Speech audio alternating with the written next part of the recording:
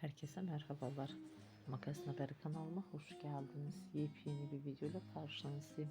Bugün de sizlere Yağmur Öztürk ve Erkan çiftinden güzel görüntüler, aşk dolu paylaşımlar sunacağım. Birbirine yakışan çifte konuların güzel görüntülerle mutlu paylaşımlarını izlerken kanalıma abone olup like atmayı unutmayın. Erkan ve Yağmur Öztürk arkadaşlarıyla beraber eğlenceli görüntüler paylaştı. Güzel görüntüler sizler için sunuyorum. Umarım beğenirsiniz. Benden bu kadar. Hoşça kalın arkadaşlar.